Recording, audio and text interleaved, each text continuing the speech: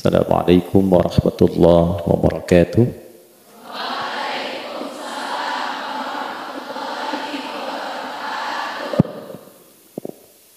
Selamat siang seluruhnya.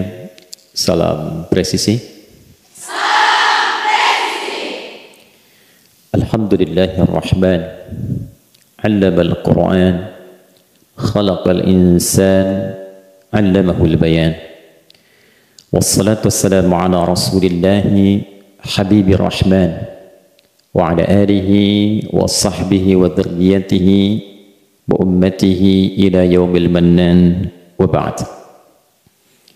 Yang kami hormati, kami muliakan Bapak Wakalim Diklat Irjen Pol Dr. Eko Budi Sampurno, seluruh keluarga besar di Sespoluan ini, Ibu Kasih Poluan, Kombes Ratna dan seluruh jajarannya yang saya cintai, saya banggakan, seluruh siswa Diktuk Bintara Angkatan 55, Musyrifah, para pembimbing, hadirin sekalian. Saya agak landai sedikit karena tadi tema pengingatnya muhasabah. Jadi muhasabah itu tidak boleh terlalu semangat.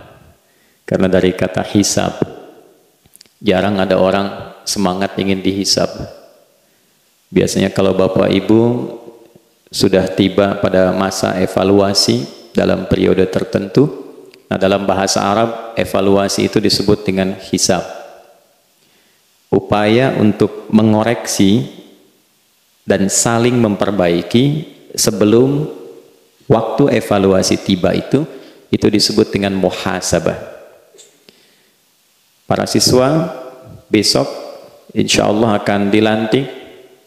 Sebelum masuk periode itu ingin saling mengevaluasi, saling melengkapi, saling mengisi, saling menguatkan, saling mengoreksi untuk membangun sesuatu yang baik ke depan. Itu disebut dengan muhasabah.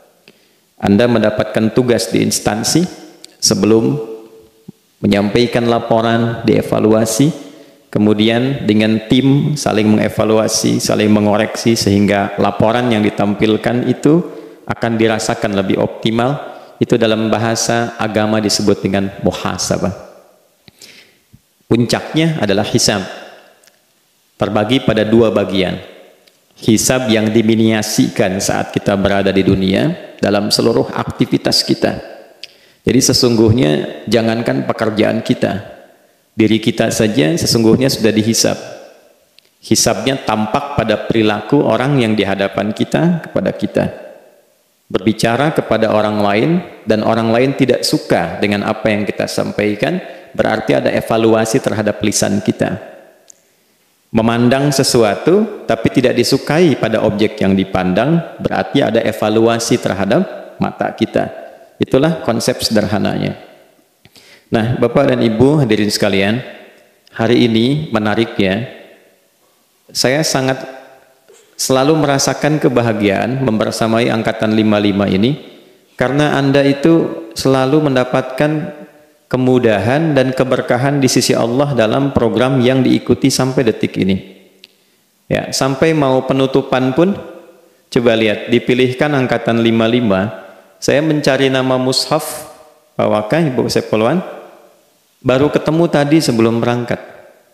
Sampai untuk menguatkan saya periksa dulu yang Anda kemarin tuliskan itu.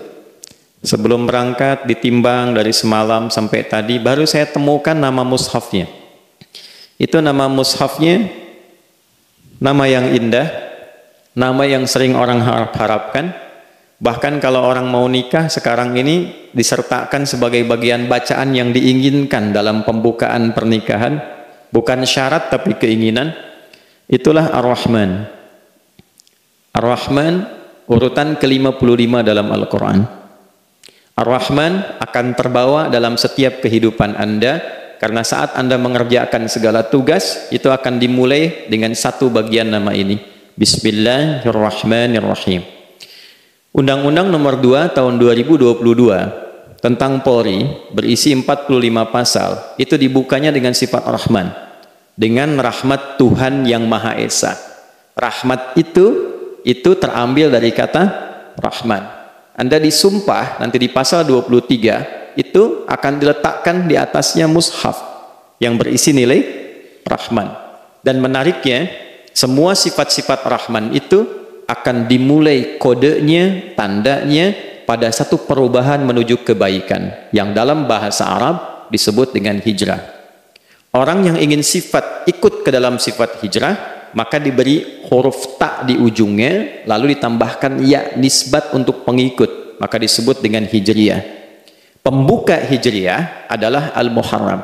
Anda sekarang sedang berada di pembuka Al-Muharram, dan besok dilantik di bulan Al-Muharram, mengawali masa hijrah, mengantarkan pada rahmah, disumpah dengan kitab suci yang kita hafalkan bersama dalam perjalanan, dan diakhiri dengan bacaan tadi surat An-Nasr, seolah memberikan sebuah komitmen bahwa telah tiba waktunya pertolongan Allah untuk mendapatkan hasil yang saya perjuangkan selama ini, wal fatah, dan dengan hasil itulah dimulai tugas mulia saya yang akan dipertanggungjawabkan di hadapan Allah Subhanahu wa taala kelak. Itulah yang tadi Anda buka dengan Al-Fatihah dan diakhiri dengan bacaan surah An-Nasr.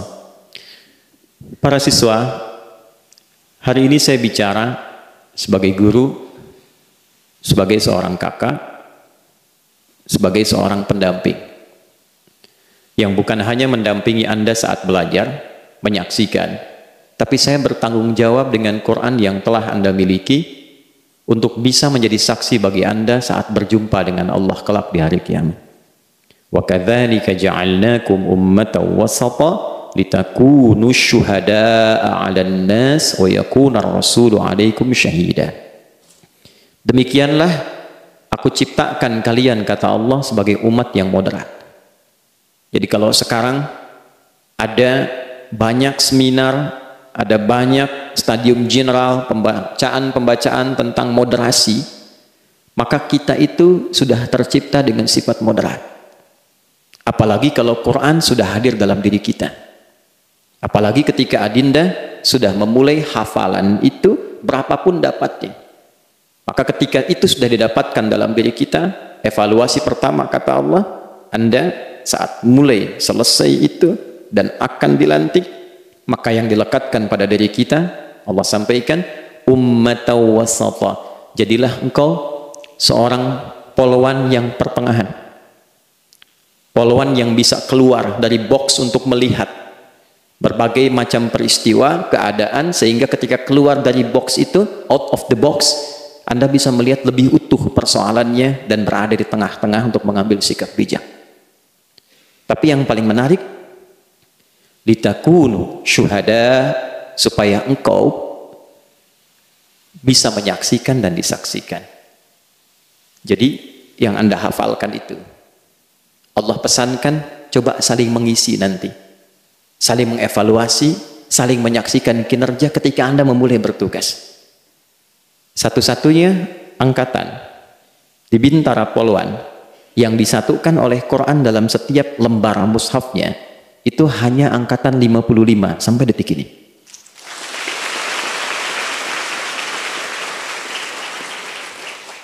Nah, tapi tepuk tangan itu bukan hanya menjadi kebanggaan dan kebahagiaan, tapi komitmen yang dipersaksikan. Kalau balik ke ayat tadi, Al-Baqarah 143, ayat ini berbicara tentang moderasi. Moderasi itu moderat di tengah, yang tidak miring kanan, miring kiri. Nomor ayatnya 143. Jumlah ayat di Al-Baqarah 286. 286 dibagi 2 berapa? 143, persis tidak lebih ke kanan, tidak lebih ke kiri. Dan posisi ayat ini berada di tengah. Ketika Allah menyampaikan ayat ini, Allah memberikan penekanan, satu, Anda dipersaksikan. Poin satu, jadi ketika teman-teman itu bukan hanya dididik ya, dibentuk dari latihan fisik, latihan intelektual, tapi ketika Anda mulai mengejak huruf, kita belajar sampai bisa baca, sampai menghafal, itu dipersaksikan. Dan menariknya, nanti apa yang Anda hafalkan itu dipersaksikan kata Allah dan diletakkan di atas kepala kita saat disumpah. Hati-hati tuh. yang diletakkan, disaksikan, dibacakan itu satu saat di hadapan Allah akan kembali dimintai pertanggungjawabannya, bukan hanya bacaannya, tapi seluruh kegiatan yang kita lakukan yang dilandaskan pada ayat-ayat Quran yang telah kita hafalkan itu. Yang paling indah, wa yakuna rasulu alaikum syahida. Yang teman-teman hafalkan tadi, itu saat pulang kepada Allah, kata Allah langsung mengatakan, Rasul akan menyaksikan itu. Itu poin satu. Nanti kalau teman-teman baca di At-Tirmidzi, nomor hadis 2915 sampai 2920, Allah berfirman begini, Iqra warattil warta' atau kama qala sallallahu alaihi wasallam, Allah menyampaikan lewat lisan Nabi, baca Al-Quran yang biasa engkau bacakan saat di dunia itu. Lalu dengan bacaan itu mulailah ia naik. Fa inna akhira qiraatika akhira manzilatika. Akhir bacaan Quran yang biasa kita bacakan di titik terakhir, itulah tempat tinggal kita saat kembali kepada Allah. Tapi yang paling indah saat Al-Quran itu dibacakan saat pulang kepada Allah. Nah, Rasul Nabi Muhammad SAW yang tidak pernah kita lihat, yang selalu kita rindukan, yang selalu kita ingin berjumpa walau di alam mimpi, itu menyaksikan bacaan Quran kita. Maka dari itu, yang pertama ingin saya sampaikan kepada adinda semua, sebagai seorang guru, pendamping kalian, kakak bagi kalian, jaga Quran yang telah adinda hafalkan itu, yang sekarang programnya ditutup, jaga itu sampai kita pulang menghadap Allah. Jangan hilang. Karena kebanggaan terbesar saat kita bacakan itu saat pulang menghadap Allah. Kemudian Rasulullah menyaksikan itu, dan menghadirkan nilai keindahan yang tidak pernah kita dapatkan sebelumnya. Itu poin satu. Berbahagialah ada satu kesempatan itu, maka jangan pernah dibuang, karena tidak semua orang bisa memiliki itu. Itu satu. Kedua, siapakah yang paling berhasil di antara yang mempelajari Quran selama pendidikan sampai berakhir ini? Apakah yang, maaf, bacaannya paling bagus? Apakah yang hafalannya paling banyak? Apakah yang paling paham, paling mengerti tentang hukumnya? Ternyata tidak. Perhatikan baik-baik. Quran surah 35 Fatir di ayat ke-32. Thumma awrathnal kitaba alladhina astafaina min ibadina. Lalu dengan keagunganku, aku wariskan Al-Quran itu kepada hamba-hamba yang aku pilih. Jadi tidak semua orang bisa mendapatkan Al-Quran. Tidak semua orang bisa menghadirkan anugerah Al-Quran. Nah, kalau ada ayat seperti ini, maksudnya cepat masuk ke dalam golongan hamba itu. Bukan menghukumi kita, oh saya nggak masuk, bukan. Masuklah ke dalam golongan itu. Nah, berbahagialah bagi Anda semua, baik itu pelatih, baik itu pendidik, seluruh unsur yang ada di Spolwan, di Lemdiklat, menyambut ayat itu dan menjadikan Anda angkatan 55 masuk ke dalam golongan itu. Dengan ini saya berikan kabar gembira Ibu Spolwan, Pak Waka dan seluruhnya. Jika kita ikhlas Pak, Ibu menyiapkan ini, maka perhatikan kalimat Nabi yang Nabi sampaikan. Man dalla ala khairin falahu ajruhu mithla ajri fa'ilih min ghairi an yankusa min ajrihi syai'. Siapapun yang memfasilitasi pada kebaikan, menunjukkan, walaupun mungkin Bapak Ibu nggak mengajarkan, tapi Anda berikan fasilitasnya sebagai fasilitator, Anda mudahkan waktunya, tempatnya, maka Nabi mengatakan, hadisnya sahih, ia akan mendapatkan pahala yang serupa dengan pelakunya tanpa dikurangi sedikit pun. Jadi jangan dikira Bapak Ibu, baik yang PNS ataupun yang aktif di sini yang memfasilitasi, hanya kita hadir, datang, melihat, kadang mungkin perasaannya berbeda. Tidak, ini setiap siswa yang menghafal dipraktekkan karena fasilitator itu, setiap mereka baca, Anda mendapatkan bagian pahalanya. Hanya pahala kan tidak diperlihatkan sekarang. Pahala itu bekal pulang. Jadi mungkin Bapak Ibu yang terpilih bukan yang lain, Allah menginginkan dengan kasih sayangnya ketika pulang sudah punya cukup bekal untuk kembali kepada Allah. Nah, siswa, Anda yang masuk sekarang, Mau bersikap apapun, perhatikan kalimatnya. Anda yang terpilih bukan yang lain. Tapi di antara yang terpilih ini kata Allah akan ada 3 golongan. Disinilah kita akan berbicara muhasabah untuk menjaga dan memastikan di antara yang 3 ini Anda berada di mana. Saya tidak ingin melihat ketika pulang menghadap Allah atau saya masih hidup dan Anda pun hidup. Saya mendengar ada 1 dari 501 siswa yang pernah belajar di sini yang ia termasuk golongan yang tidak disukai oleh Allah, bahkan dibenci oleh Quran yang dihafalkannya. 3 ini 1. Wa minhum zalimul li nafsi. Akan ada ahli Quran, menghafal Quran, dia berjuang, belajar, bisa baca sampai menghafal berapa ayat pun, cuma sayang setelah hafal, dia jadi zalim. Zalimul li nafsi. Zalim itu artinya menempatkan sesuatu bukan pada tempatnya. Ada gelas, ada gayung. Gelas untuk minum, gayung untuk mandi. Ada orang minum pakai gayung, mandi pakai gelas. Itu zalim. Anda sudah hafal Quran. Apa yang diajarkan dalam Al-Quran? Tadi dibacakan oleh Anda misalnya surat An-Nasr. Idza jaa nasrullahi wal wa ra'aitan nasa yadkhuluna fi dinillahi fasabbih bihamdi rabbika innahu. Kita hafal surah itu, kita tanamkan pada jiwa kita, sekarang perilakunya sama enggak dengan surat itu? Itu kan idza ketemu jaa untuk masa depan. Jadi surat itu turun memberikan kabar kepada Nabi bahwa Nabi dan seluruh umat Islam akan masuk ke Mekah dengan tenang, dengan nyaman, dengan indah, nggak ada peperangan, semua diterima dengan baik, dengan enak, semua aman. Ketika Nabi sampai ke Mekah, kata Nabi, yang masuk Masjidil Haram aman, yang masuk rumah Abu Sofyan aman, yang ada dalam rumahnya aman, karena yang diinginkan dalam Islam keamanan dan ketentraman. Gimana caranya? Ketika Anda selesai dilantik besok itu, mulai bertugas, semua merasakan keamanan, kenyamanan dengan hadirnya Anda. Jadi kalau Anda sudah mengenakan seragam dan sudah ditukar tuh keadaannya, mulai berdedikasi, mulai mengabdi sebagai abdi negara, dan orang merasa tidak aman dengan kehadiran Anda, berarti Anda mengkhianati bacaan yang tadi Anda sampaikan. Dan itu disaksikan oleh Allah. Itu 1. Bagaimana motivasi kita ketika hadir di lingkungan masyarakat atau di tempat instansi tempat mengabdi, selalu yang kita hadirkan nasr wal fatah. Nasr itu keinginan terkuat untuk bisa mengabdikan secara sempurna. Apa yang bisa keluarkan kita optimalkan, itu nasr namanya. Karena itu ada yang disebut dengan ansor. Karena setiap orang datang akan diberi sesuai kebutuhannya. Dia haus, datang dengan minuman. Dia lapar, datang dengan makanan.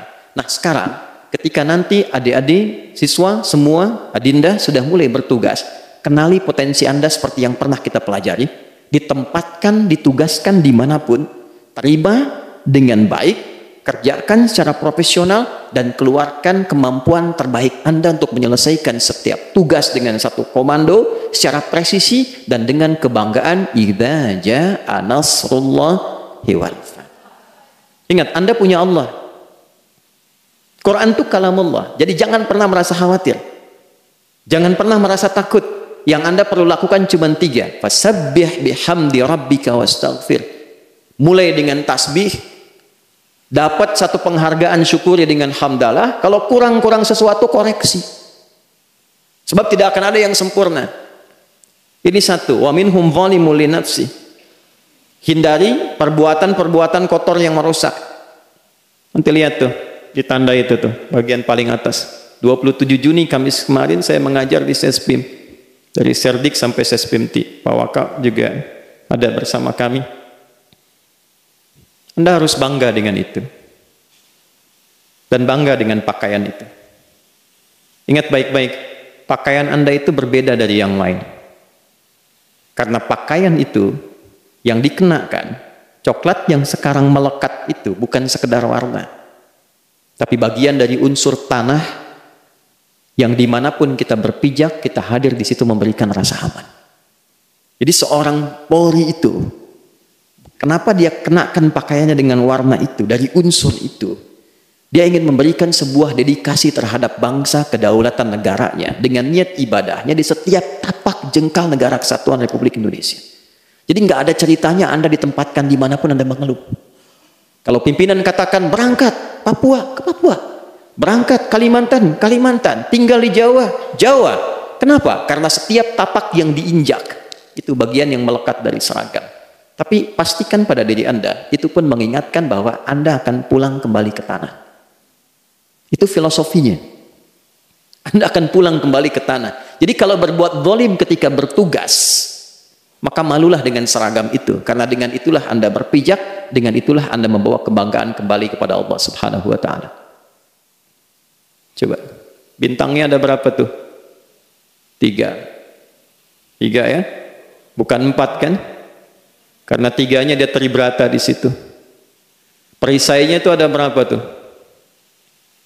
Obornya ada berapa di situ? 8. Sinarnya 17. Seginya kan 8. Sinarnya 17. Padinya ada berapa? 45. Kapasnya ada berapa? 29. Putiknya berapa? 9. Ya kan? Baik, lihat baik-baik. Sekarang pahami itu, karena itu akan dibawa dan sifat itulah yang melekat pada diri kita. Dan Anda dikuatkan dengan nilai Quran tadi. Itu semua punya makna. Dari sejak itu ditetapkan oleh Kapolri pertama tanggal 29 September, dan itu putik. Putik itu nggak mungkin kalau laki-laki, selalu perempuan. Lawannya benang sari. Jadi kalau kita ambil jadi kapas untuk 29 ke benang sarinya, putiknya 9. Jadi nggak mungkin negeri ini tumbuh dan terangkai kecuali kalau ada polwannya, ada perempuannya.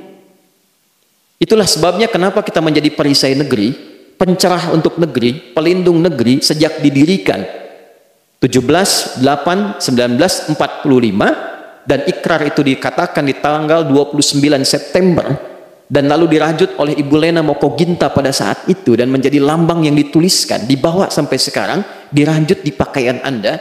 Kemudian yang paling menarik, dikuatkan dengan nilai-nilai Quran yang ada pada diri kita. Itu satu. Yang kedua, wa minhum muqtasid. Maaf, nanti ada tipikal sudah dikasih Quran, tapi tipikal kerjanya ya apa yang ditugaskan itu yang dilakukan. Nggak punya visi ke depan.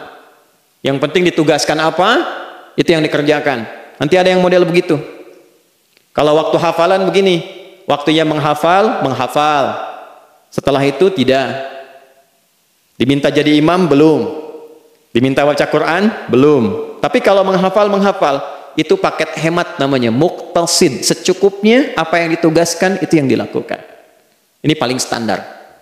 Jadi kalau setelah Anda nanti selesai, dilantik, tuntas, Anda hanya menerima tugas dan mengerjakan seperlunya, maka Anda masuk pada golongan yang kedua yang masih kecil. Wa minhum muqtasid.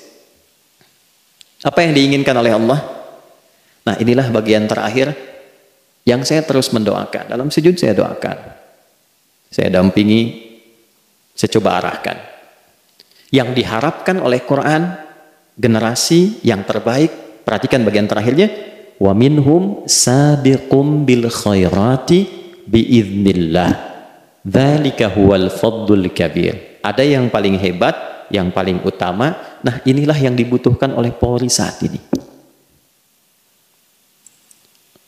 Generasi yang ketiga yang punya 3 sifat utama. 1, sabiqum bil khairat, selalu pionir dalam kebaikan. Ya. Ini semua kita diuji, instansi diuji nih.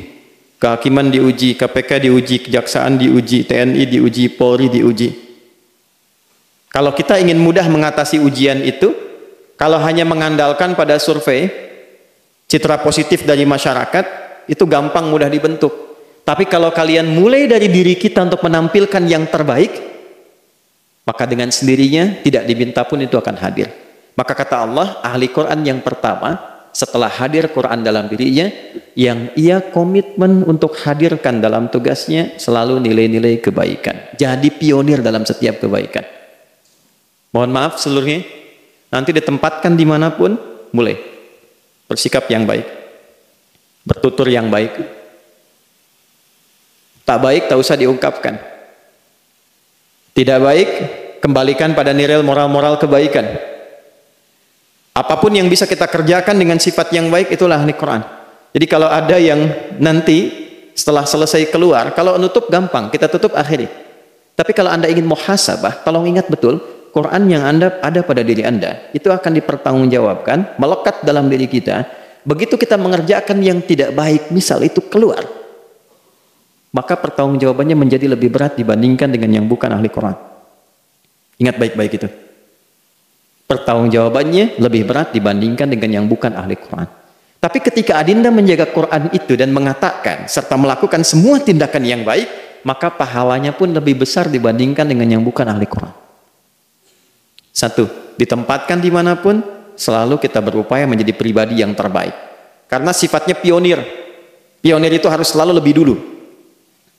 Dua, wa minhum sabiqun bil khairati biidznillah.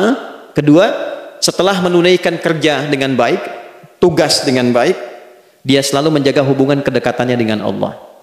Jangan cukupkan bacaan Quran selesai ketika di sepoluan ini saja. Nanti pulang, tolong ulang-ulang lagi. Terutama setiap kodenya ya. Setiap siswa kan ada satu halaman ya, yang sudah dituliskan. Nah itu kodenya. Kalau disatukan, semua jadi Quran 30 juz. Saya sedang periksa, karena tadi ada beberapa yang harokatnya, mungkin saat tulis itu samar-samar tertukar. Harusnya kasrah menjadi fathah, lil muttaqin jadi lal muttaqin, jadi kita koreksi sedikit-sedikit. Nah pulang dari sini, selesai, kembali ke tugas masing-masing. Ahli Quran yang bagus, jangan cukupkan saat pendidikan, walaupun kita hanya baca 1 ayat, 2 ayat, 3 ayat, dimanapun ditempatkan dalam keadaan suci, itu ulang-ulang. Nanti di akhir saya berikan rahasia besarnya dan apa yang zikir yang bisa Anda bawa selepas kita selesai dalam sesi ini. Yang ketiga, dzalika huwal fadlul kabir. Selalu punya visi yang utama. Jadi ditempatkan dimanapun, ahli Quran itu mesti punya visi yang utama. Jadi kalau ada yang bagus, Anda harus di atas itu. Kenali di mana ditempatkan. Oh, saya akan ditempatkan di A. Sebelum datang, kenali dulu. Mitigasikan dulu, tugasnya akan apa? Siapa teman-teman saya? Atasan saya apa? Bagaimana mengerjakannya? Ketika Anda akan mulai ditempatkan, Anda sudah susun rencana. Ini akan saya lakukan, ini akan saya siapkan. Dalam 1 bulan saya dapatkan ini, dalam setahun saya harus melakukan ini. Itulah ahli Quran. Jadi kalau selesai Anda dari sini, hanya dapat tugas, kerjakan. Nggak ada tugas, diam dan tidur. Itu bukan bagian dari Quran yang biasa kita bacakan. Terakhir, kalau itu mampu kita lakukan tiga-tiganya, maka apa yang Allah berikan kepada kita? Quran surah ke-19 di ayat ke-15. Ini bagian akhir dari pengingat yang mau saya sampaikan sebelum kita berdoa. Wassalamun alaihi yauma wulida wa yauma yamutu wa yauma yub'atsu hayya. Allah akan jamin ketentraman, kedamaian, rizkinya, kedudukannya saat di dunia, saat wafatnya husnul khatimah, dan yang terakhir saat dibangkitkan di akhirat, dibangkitkan dalam keadaan bahagia. Ya, adinda lihat baik-baik ini, para siswa khususnya. Mengapa yang diabadikan itu sampai saat ini dan menjadi award di Polri itu Pak Kapolri Hugeng, Allah yarham. Silahkan Anda lihat baik-baik. Semua orang bisa berpendapat. Tapi Pak Hugeng almarhum menegaskan semua apa yang beliau kerjakan itu yang dituliskan di batu nisannya. Anda pernah lihat? Pada hari ini telah aku buktikan bahwa imanku betul-betul sentosa. Jadi beliau bertugas bukan hanya karena pengabdiannya kepada negara dan tugasnya, tapi beliau bertugas dengan imannya yang sentosa sehingga Allah menjaga namanya harum melewati masa dan eranya. Satu-satunya di Indonesia seorang tokoh luar biasa datang dari Polri yang dengan bangga meminta ahli warisnya menuliskan di batu nisan Jadi ketika dituliskan di batu nisannya itu, yang dibanggakan oleh beliau imannya. Nah, beliau tuh kerjanya pakai iman, Pak. Dan sampai sekarang tuh, saya masuk di Sespim itu langsung, Pak Hugeng, di bawahnya Melati, terus kalimatnya indah. Jadi penting itu baik, tapi lebih baik jadi orang baik itu penting, kan? Lebih penting daripada jadi orang penting. Ya, penting itu baik. Penting itu baik, silahkan punya jabatan penting, baik. Ya, punya kedudukan meningkat, baik. Harta meningkat, baik. Tapi jadi baik itu lebih penting. Karena ternyata kebaikan itu yang menjaga kita melintasi eranya. Nah, saudara, iman itu pembuktiannya itu pada perbuatan, bukan pada kata-kata. Bagaimana perbuatannya? Bagaimana kebijakannya? Nah, yang paling menarik diantara setiap angkatan di Poluan yang punya dasar untuk berpijak pada yang baik itu sekarang Anda, karena Anda menghafal Quran. Jadi kalau ada ahli Quran nggak baik, itu ada yang salah. Jadi berbanggalah kalau nanti Anda pulang dan dipertemukan dengan Pak Hugeng kembali, menyatu kembali, Anda bisa katakan, Anda hormat kepada beliau, Anda katakan, siap jenderal. Kalau jenderal bangga dengan imannya yang sentosa, kami bangga dengan Quran yang kami hafalkan, supaya kami mencari bekal bertemu jenderal di sini dan kita bersama mendapatkan rahmat Allah Subhanahu wa taala.